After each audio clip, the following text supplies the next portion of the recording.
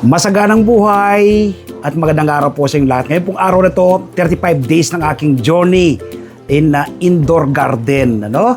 Sa ating pagtatanim ng strawberry sa ating indoor garden, ano?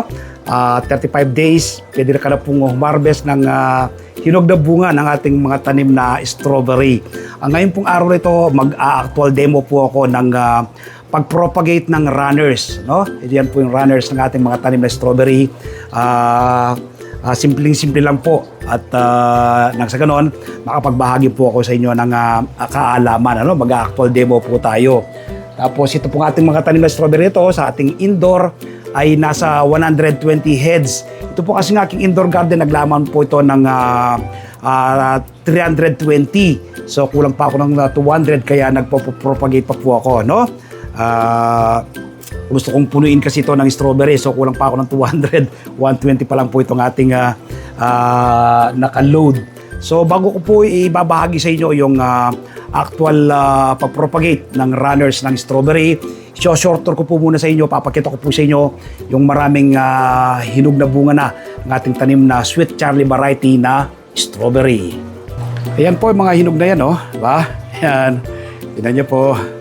Tignan niyo po. Grabe, oh. Yan. Ito po. Hinog na rin po yan. Ikutan po natin. Yan mga hinog na bunga, oh. Ayan. Ito. Ayan. Ito, hindi pa mga hinog yan. Pero ang dami pa pong mga flower. Yan, oh. Yan po yung mga flower dito. Ayan, mga flower. Yan.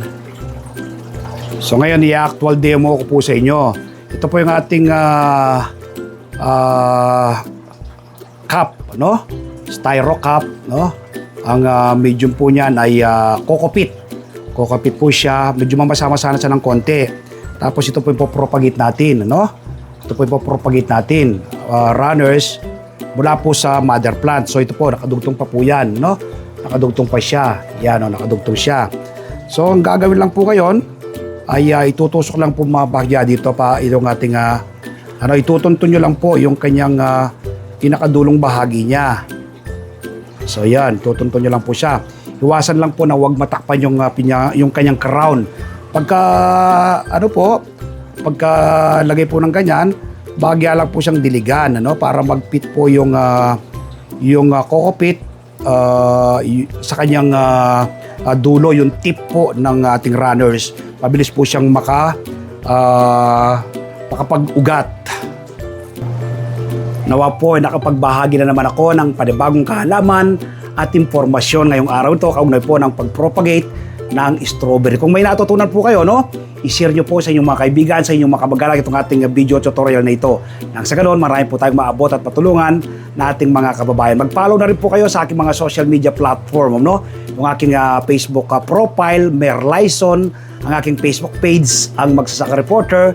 Sa aking YouTube channel, mag-subscribe po kayo, ang Magsasaka Reporter, ano?